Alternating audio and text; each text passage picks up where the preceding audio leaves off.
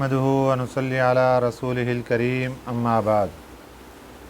पारा नंबर 9 सूरतुल आराफ आयत नंबर 178 178। अऊज़ु बिल्लाहि मिनश शैतानिर रजीम।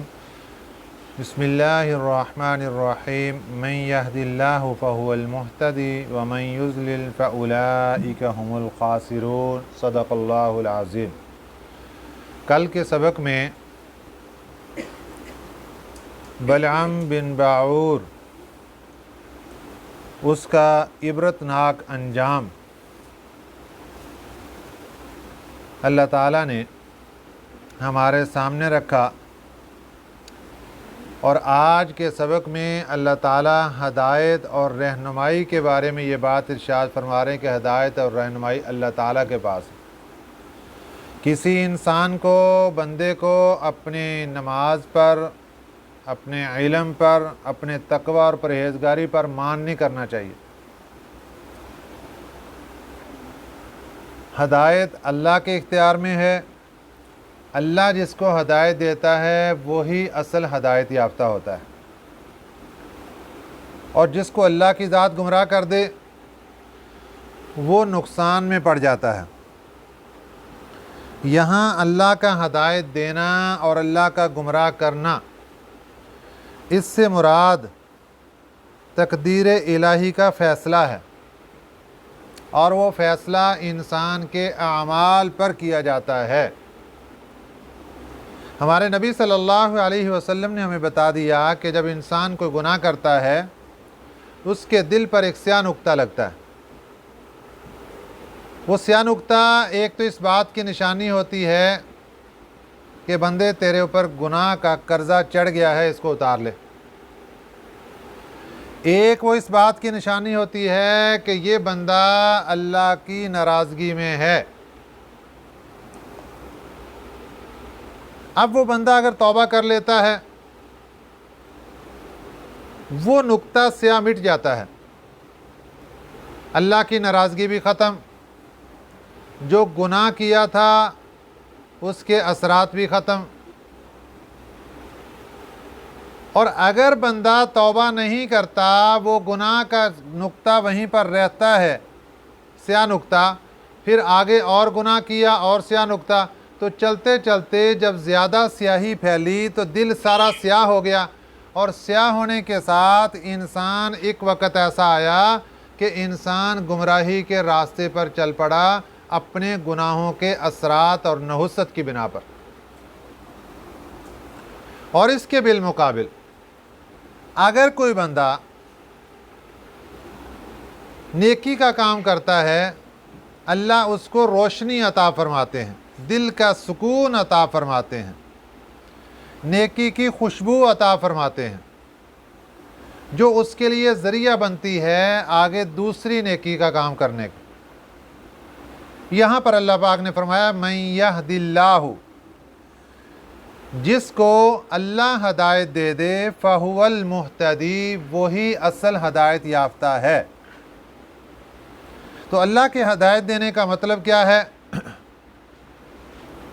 कि अल्लाह ताला ने उसको नेक अमाल की तौफीक अता फरमा दी। तो ये निशानी है बंदे के पास कि बंदा अल्लाह की हदायत और अल्लाह की रहनुमाई में चल रहा है।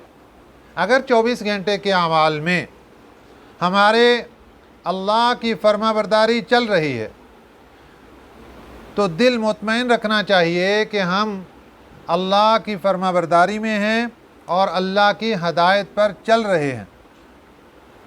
फ़हुवल मुहतदी, वही सीधे रास्ते पर है।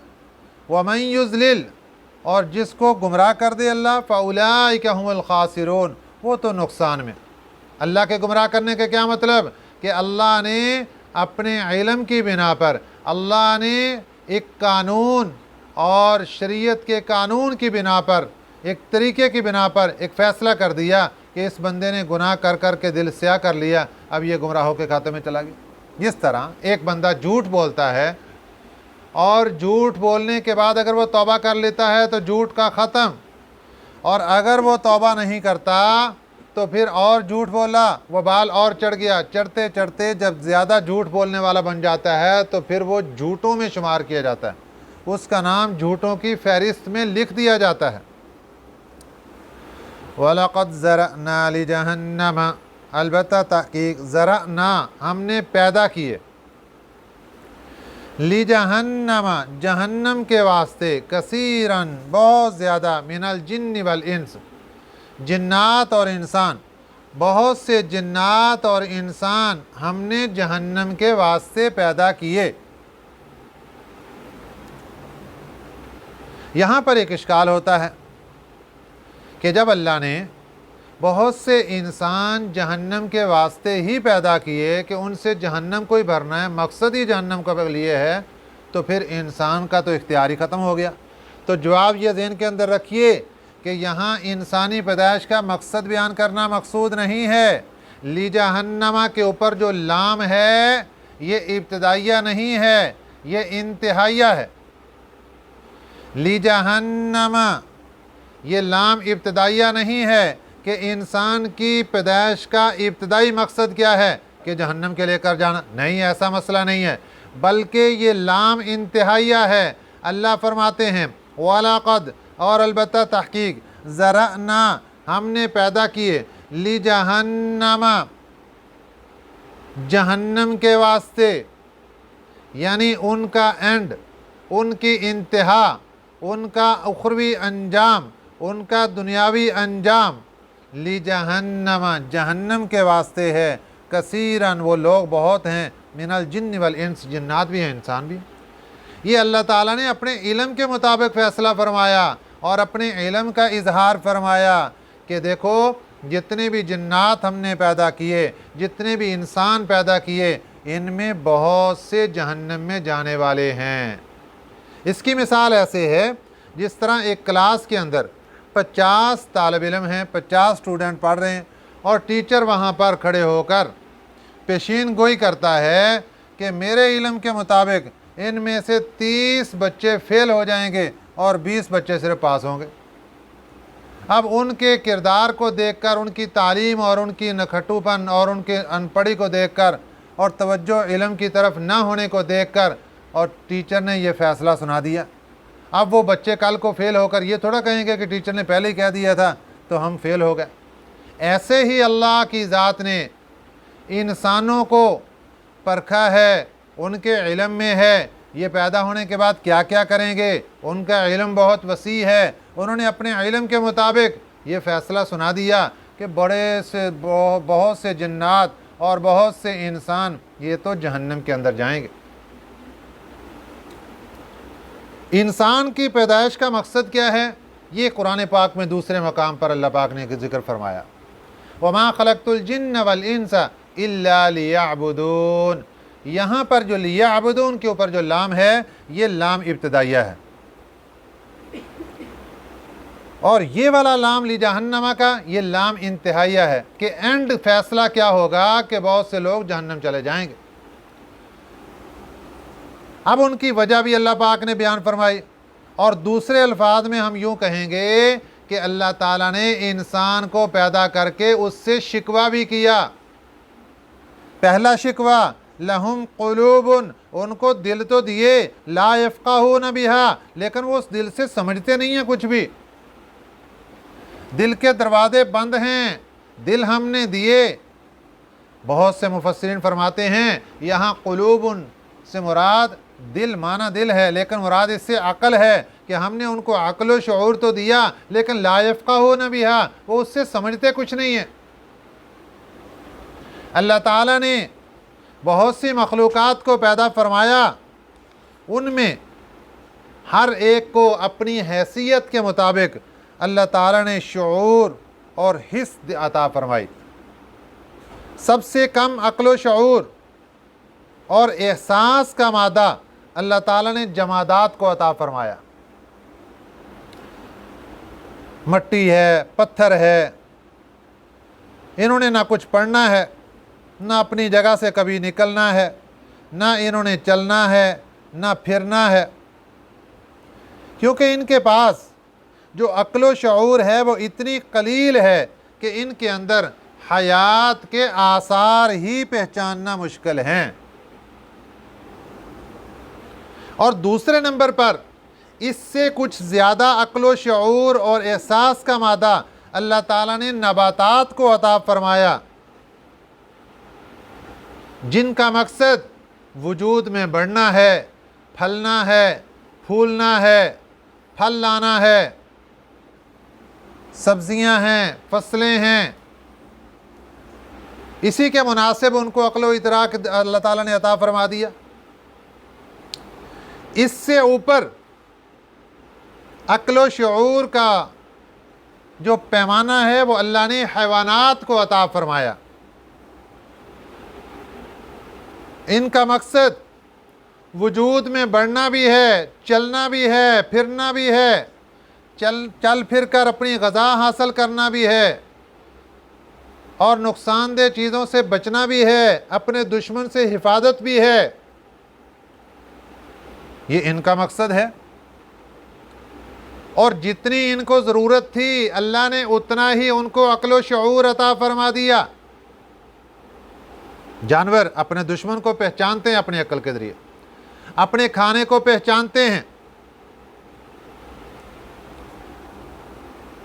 اور چوتھے نمبر پر انسان کا نمبر آتا ہے۔ اللہ نے اس کو سب سے زیادہ عقل و شعور عطا فرمایا، کیونکہ اس کا مقصد سب سے اعلیٰ تھا۔ اس کا مقصد کیا تھا؟ وَمَا خَلَقْتُ الْجِنَّ وَالْإِنسَ إِلَّا لِيَعْبُدُونَ۔ جنات اور انسانوں کی پیدائش کا مقصد اللہ کی بندگی تھا، اللہ کی پہچان تھا، مالک کو پہچاننا تھا، رازق کو پہچاننا تھا، خالق کو پہچاننا تھا، پھر اس کے سامنے سجدہ کرنا تھا، اس کے سامنے رکوع کرنا تھا، اور اس کو اپنا مسجود بنانا تھا، اس کو اپنا معبود بنانا تھا۔ اس لیے جتنی بڑی ذمہ داری تھی، جتنا بڑا مقصد تھا، اللہ نے اتنی بڑی عقل عطا فرمائی، اتنا بڑا شعور عطا فرمایا، اتنی بڑا احساس عطا فرمایا انسان کو دل بھی دیا، انسان کو آنکھیں بھی دیں، انسان کو کان بھی دیے، تو ہر طرح کی نعمتیں اللہ تعالیٰ نے وافر مقدار میں انسان کو عطا فرمائی، کیونکہ اس کا مقصد بہت بڑا تھا۔ اب انسان کو اللہ تعالیٰ نے جو نعمتیں عطا فرمائی، جب ان نعمتوں سے انسان نے فائدہ حاصل نہ کیا، اللہ نے انسان سے شکوہ کیا، اور کس انداز سے کیا؟ لہم قلوب، فرمایا ان کے دل تو ہیں، لا یفقہون بہا، لیکن یہ سوچتے نہیں، سمجھتے نہیں ہیں اس سے۔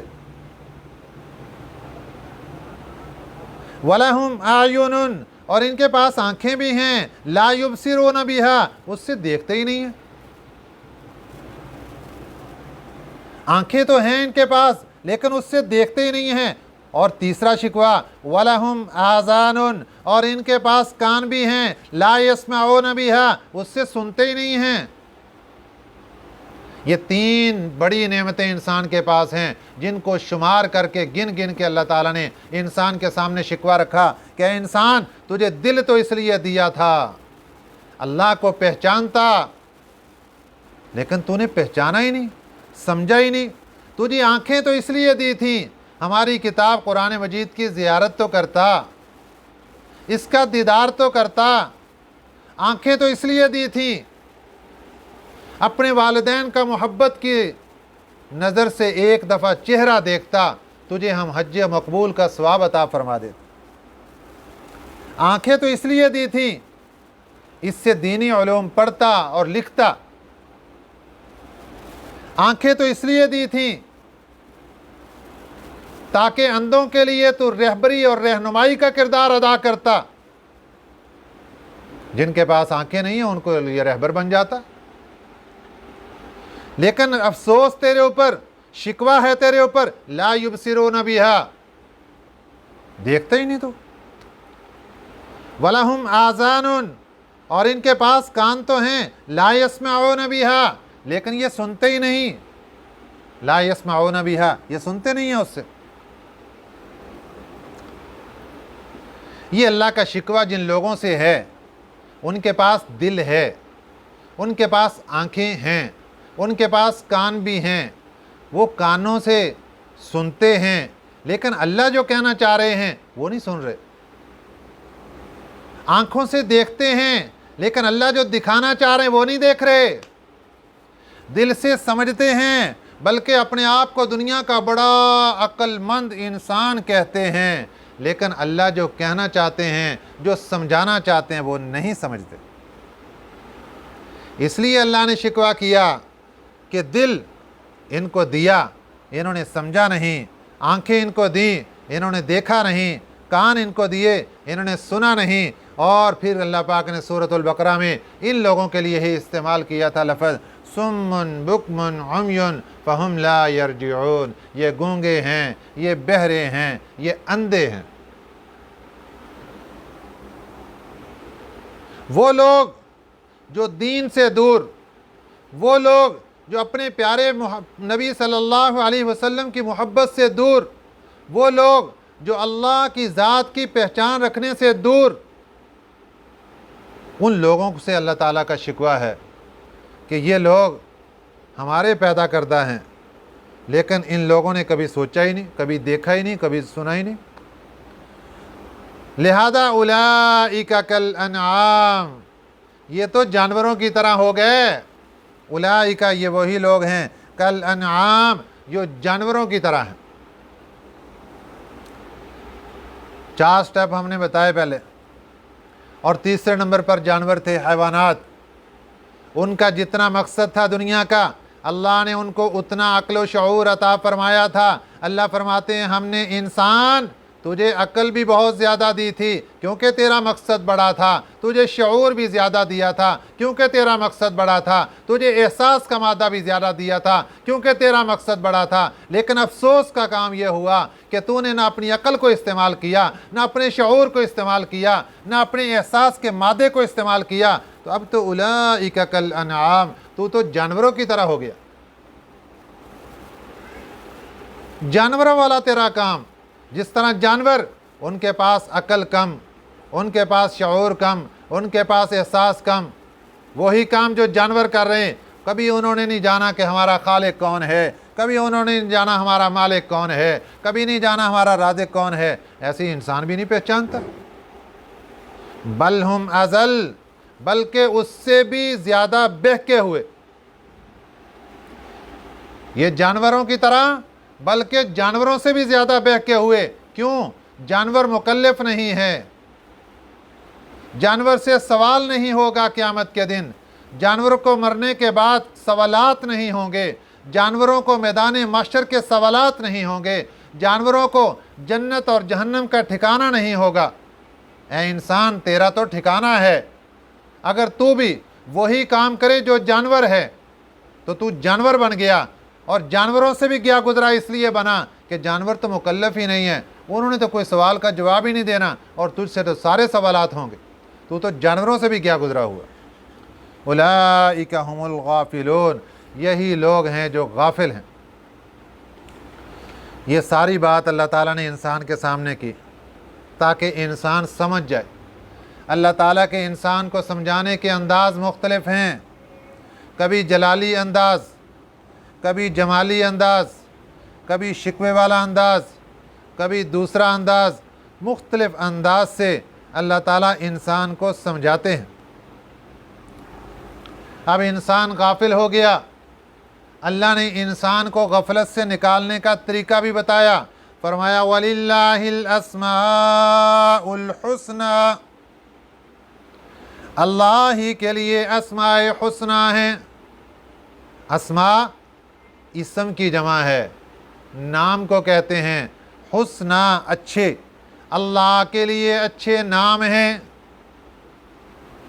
فَادْعُوهُ بِهَا، اگر تو غفلت کی چادر تان کے کھڑا ہو گیا، آج تک غفلت کے ساتھ سویا ہوا تھا، اب تجھے بیداری ہو گئی، اب تجھے عقل آ گئی، اب تجھے شعور آ گیا، اب تجھے احساس ہونا شروع ہو گیا، تو سن وَلِلَّهِ الْأَسْمَاءُ الْحُسْنَى، اللہ کے بڑے اچھے اچھے نام ہیں۔ فَادْعُوهُ بِهَا، ان کے ذریعے سے پکارو اللہ کو۔ اس کے دو مطلب ہیں۔ फदऊहु बिहा, इसके दो मतलब हैं पुकारने के। एक मतलब ये है कि अल्लाह का ज़िक्र, उसकी हम्दो सना, तस्बीह तमजीद इन नामों के साथ करनी है जो अल्लाह के प्यारे प्यारे नाम हैं। दूसरा मतलब ये है कि अगर कभी अल्लाह से मांगने की ज़रूरत पेश आ जाए तो इन नामों को पढ़ के इनका सदका और तुफ़ैल अल्लाह से मांगना है। अल्लाह इनकी बरकत से तेरी हाजतों को पूरा फरमा देंगे, तेरी ज़रूरतों को पूरा फरमा देंगे और तेरी मुश्किलात को दूर कर देंगे। इसलिए फरमाया वलिल्लाहिल अस्माउल हुस्ना, अल्लाह के लिए अच्छे अच्छे नाम हैं, फदऊहु बिहा, उनको उसी नामों से पुकारो। अल्लाह के नाम बहुत ज़्यादा हैं, मशहूर व मारूफ 99 नाम, 99, एक कम 100 नाम कुरान पाक के शुरू वाले पेजों के ऊपर लिख दिए जाते हैं। और भी कई जगह पर कुरान पाक में और मुख्तलिफ मकामात पर ये नाम प्रिंट होते हैं। इनको याद कर लेना चाहिए और हर मुश्किल घड़ी में जब कभी फंस जाएं और अल्लाह से दुआ मांगने का मौका आ जाए, उस वक़्त इन नामों को पढ़ा जाए और इन नामों को पढ़ के फिर अल्लाह से दुआ मांगी जाए तो इंशाअल्लाहुल अज़ीज़ अल्लाह उस दुआ को बहुत जल्दी कबूल फरमा लेते हैं। और ये वो प्यारे नाम हैं जिनके बारे में हज़रत अबू हुरैरा रज़ी अल्लाह ताला अन्हु से रवायत है, मेरे आका सल्लल्लाहु अलैहि वसल्लम इरशाद फरमाते हैं, अल्लाह ताला के 99 नाम हैं, जो शख्स इनको महफूज कर लेगा, याद कर लेगा ज़ुबानी, वो जन्नत में दाखिल होगा। जन्नत में दाखिले के लिए जहाँ और बहुत से आमाल के बारे में फरमाया गया, ये करो ये करो ये करो, वहाँ पर इन नामों की फजीलत भी जिक्र की गई कि जिस बंदे के नामे आमाल के अंदर, जिस बंदे की डायरी के अंदर, जिस बंदे की मेमोरी के अंदर, उसकी यादाश्त में ये अल्लाह के नाम महफूज होंगे और वो रोज़ाना इनको पढ़ेगा और इन नामों की लाज भी रखेगा, वो जन्नत में दाखिल होगा इंशाअल्लाह। इसलिए हमें चाहिए कि हम इन नामों को याद करें और इन नामों को याद करने के बाद फिर जब भी मौका मिले इन नामों का वास्ता देकर हम अल्लाह ताला से दुआ मांगें।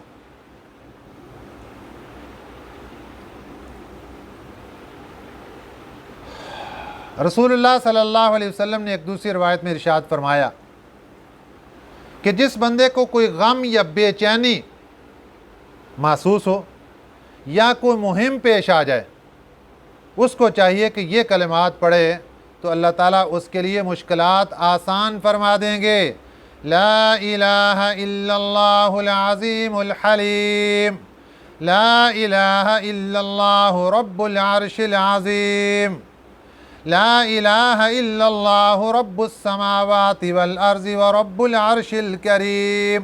तरीका ये है कि जब कोई ज़रूरत पेश आ जाए तो सलातुल हाजत के नाम से 2 नफल नियत करें, 2 नफल पढ़ें और पढ़ने के बाद ये दुआ बहुत मुख्तसर सी दुआ है, ला इलाहा इल्लल्लाहुल अज़ीमुल हलीम, ला इलाहा इल्लल्लाहु रब्बुल अर्शिल अज़ीम, ला इलाहा इल्लल्लाहु रब्बुस समावाति वल अर्ज़ि व रब्बुल अर्शिल करीम।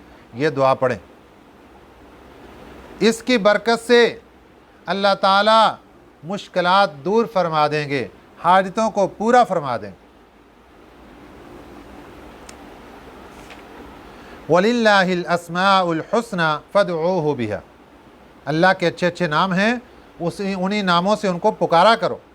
वज़रुल्लज़ीना युल्हिदूना फ़ी अस्माइही, वज़रू और छोड़ दो, अल्लज़ीना उन लोगों को, युल्हिदूना जो टेढ़ा रास्ता इख्तियार करते हैं, जो कजी का रास्ता इख्तियार करते हैं, फ़ी अस्माइही अल्लाह के नामों में, उन लोगों को छोड़ दो जो अल्लाह के नामों को गलत इस्तेमाल करते हैं। सयुजज़ौना मा कानू यामलून, अनकरीब बदला दिया जाएगा उनको जो वो अमल करते हैं। नामों को गलत इस्तेमाल करने का क्या मतलब है? اللہ تعالیٰ کا جو نام ذاتی ہے یہ تو کسی کے لیے استعمال نہیں ہو سکتا، اور اللہ تعالیٰ کے جو نام صفاتی ہیں ان میں کچھ نام مخلوق کے لیے بھی استعمال ہوتے ہیں، اور کچھ نام ایسے ہیں کہ جو مخلوق کے نسبت سے استعمال کرنا کبیرہ گناہ ہے۔ مثال کے طور پر رحمان، سبحان، رزاق، خالق، غفار، قدوس، یہ اللہ تعالیٰ کے ایسے صفاتی نام ہیں کہ جو صفات صرف اللہ کے پاس ہیں اور کسی انسان کے پاس نہیں۔ اب اگر یہ نام کسی انسان کو دیں گے تو اس کی دو صورتیں ہیں۔ اگر تو عقیدہ بھی یہ رکھا کہ جس طرح اللہ رحمان ہے اسی طرح یہ بندہ بھی رحمان ہے تو پھر تو کافر ہو گئے، اور اگر عقیدت نہیں رکھا، بس صرف نام سے پکار دیا، عبد الرحمن نام تھا، عبد کو ہٹا دیا اور رحمان لے کے پکار دیا، عبد الخالق نام تھا، عبد کو ہٹا کر خالق کہہ کر پکار دیا، عبد الرزاق نام تھا، رزاق کہہ کر پکار دیا، تو یہ کبیرہ گناہ کرنے والا بندہ ہوگا۔ اب یہاں بہت سے لوگ غلط فہمی میں مبتلا ہو جاتے ہیں، وہ کہتے ہیں جی کہ جب لوگ پکارتے ہی غلط نام سے ہیں لہذا ہم اپنے بچوں کا نام یہ رکھتے ہی نہیں، بات ہی ختم۔ یہ کوئی حل نہیں ہے۔ ہم نے جو نام رکھنا ہے اپنے بچے کا، جب اپنے بچے کا نام عبد الخالق رکھیں گے، جب اپنے بچے کا نام عبد الرزاق رکھیں گے، جب اپنے بچے کا نام عبد الرحمن رکھیں گے، جب اپنے بچے کا نام عبد الغفار رکھیں گے، عبد القدوس رکھیں گے، ہم نے اللہ کی ذات کے ساتھ اس کی نسبت کو جوڑا ہے۔ بھئی کتنی بڑی نسبت اس کو عطا ہو گئی۔ آگے کوئی بندہ اگر غلط نام سے پکارتا ہے، ہمیں چاہیے معاشرے کی اصلاح کریں تاکہ معاشرے کے اندر یہ جو اللہ کے نام ہیں یہ تو چلتے پھرتے نظر آئیں اور اللہ کی صفات لوگوں کے اندر نظر آئیں۔ لیکن ہم نے کیا کیا؟ وہ نام ہی چھوڑ دیے، اور عجیب و غریب نام، لڑکیوں کے نام رکھتے ہیں وہ بھی عجیب و غریب، لڑکوں کے نام رکھتے ہیں وہ بھی عجیب و غریب، نہ کوئی ان کا معنی نہ کوئی مطلب، کچھ بھی نہیں، بس نام رکھ دیا۔ نام رکھتے وقت ہمیشہ یہ سوچیں اس نام کی معنی کیا بنتا ہے اور اس کی نسبت کیا بنتی ہے۔ جب نسبت دیکھی جائے گی پھر معنی نہیں دیکھا جائے گا۔ اگر آپ کسی نبی کے طرف نسبت کرتے ہوئے نام رکھتے ہیں، کسی صحابی کی طرف نسبت کرتے ہوئے نام رکھتے ہیں، کسی صحابیہ کی طرف نسبت کرتے ہوئے اپنی بچی کا نام رکھتے ہیں، پھر معنی نہیں دیکھا جائے گا، صرف نسبت کو دیکھا جائے گا۔ اور آج لوگ معنی دیکھتے ہیں تو نیٹ سے پوچھ لیتے ہیں، ہاں بھی نیٹ بتا اس کا معنی کیا؟ وہ کہتا ہے اس کا معنی ہے خوشبو۔ واہ واہ واہ، خوشبو!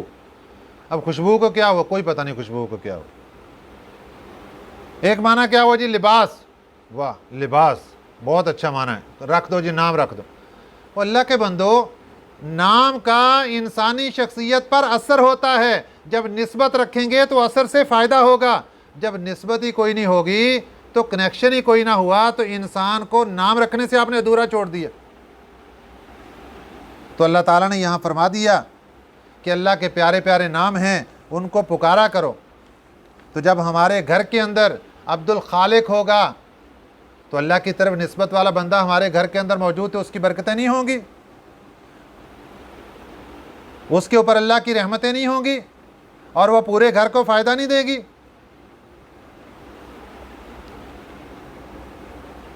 اور لوگ اس کو غلط استعمال کرتے ہیں۔ اللہ نے فرمایا وَذَرُوا الَّذِينَ يُلْحِدُونَ فِي أَسْمَائِهِ، غلط استعمال نہیں کرنا کہ بندوں کے نام غلط لیتے ہیں۔ اور دوسرا غلط یہ استعمال کرتے ہیں کہ بتوں کو یہ اللہ کے صفاتی نام دے دیتے ہیں، نعوذ باللہ من ذالک۔ بتوں کو کہہ دیتے ہیں یہ خالق ہے، یہ رازق ہے، یہ غفار ہے، یہ فلانا ہے۔ اللہ نے ناراضگی کا اظہار کیا کہ یہ لوگ میرے ناموں کو اپنے بتوں کے اوپر استعمال کرتے ہیں، غلط نام استعمال کرتے ہیں، غلط جگہ پر میری صفاتی نام استعمال کرتے ہیں، ان کی مجلس چھوڑ دو۔